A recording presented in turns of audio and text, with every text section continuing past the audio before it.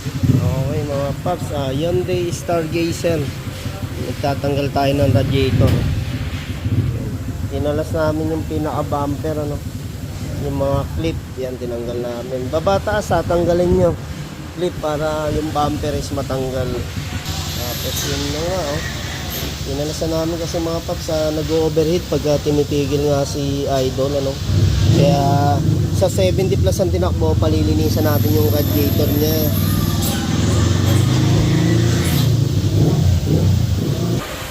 Ayan mga paps, sinanggal namin yung pinaka bumper, ano.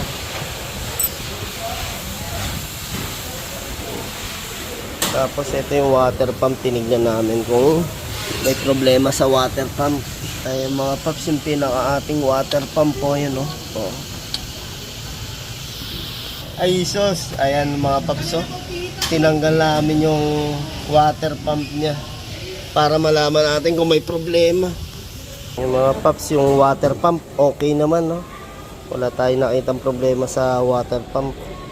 And yung mga paps, konti na lang ilalabas na namin yung radiator. Talagang ito pa lang yung Hyundai Stargazer, talagang lahat ng pangharap babaklasin mo para talaga mailabas ang radiator. Ha? Ayun, oh, grabe yung dumi. Oh, ayun yung hinahanap ko. Ayan, oh. Yung labas pa yan, paano yung loob? Ito yung condenser naman sa aircon, no? Talagang ang dumi din yun.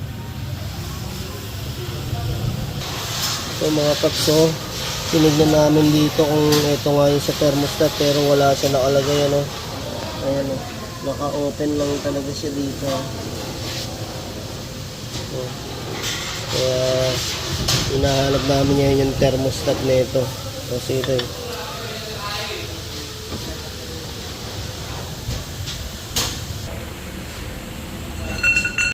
paps, ginamitan na natin scanner para baka sakali may makita tayo dito, no? So, tumataas na temperature ni Idol. Ayun, no? Yung mga Idol, no? Engine fault, dalawa.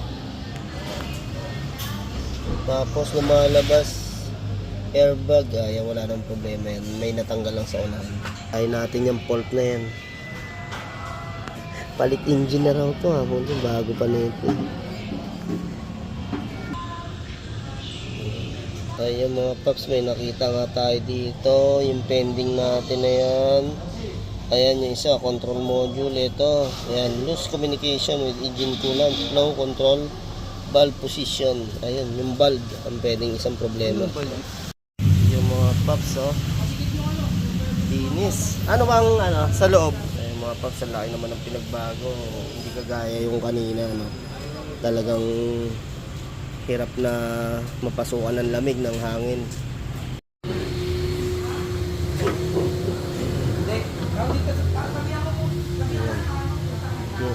Inaabit na namin yung radiator.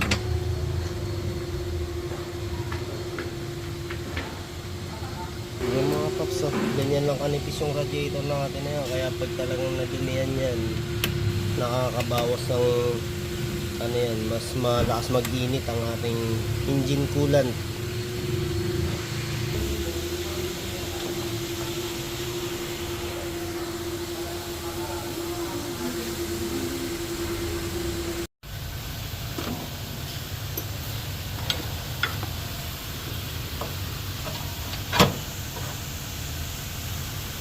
Mga idol, napakaraming kinakalas, ano, matanggal lang natin talaga yung radiator.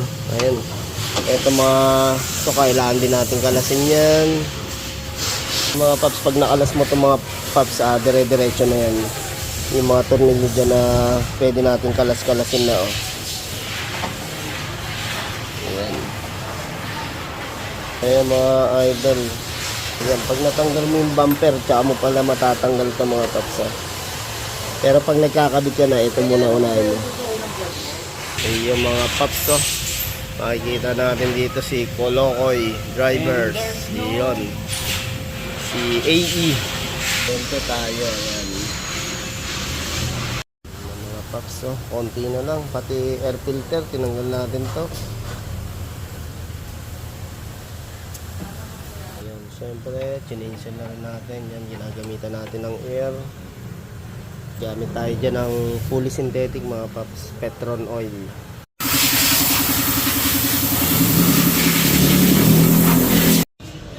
Okay, yun na mga paps. Nagabit na namin yung pinaka-bumper. Yun, gamit ulit tayo ng Petron, fully synthetic. Mapa-start na nga natin kay Idol. Ayun, ang lakas ng higop ng tubig ah. Oh.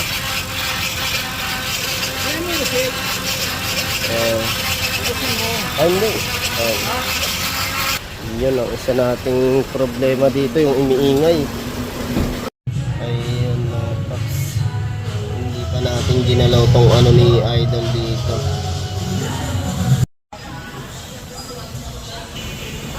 Oh, yun.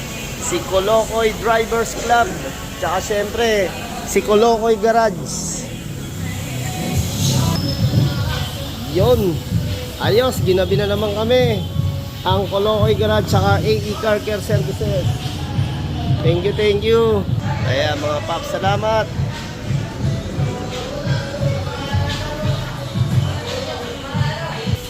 Bali, nangyari mga paps, yung sa overheat ni Idol Drivers Club Colocoy.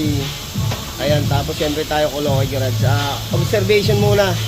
Dahil nga sa dumi ng radiator, tsaka yung water pump naman ni Idol, okay. Ayan. Tapos ang sinuggest natin, punuin yung radiator ng coolant, siksikin. Pagka dating nila sa kanya, lagyan niya pa para mas pumasok yung coolant sa loob ng radiator. Baka kulang lang, no, mga Idol.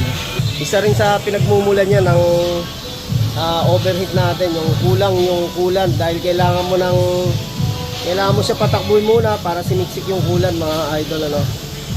Ayun mga paps, thank you kay syempre Colocoy Drivers Club tsaka sa Colocoy Garage. Ayan, thank you Trevor. Thank you.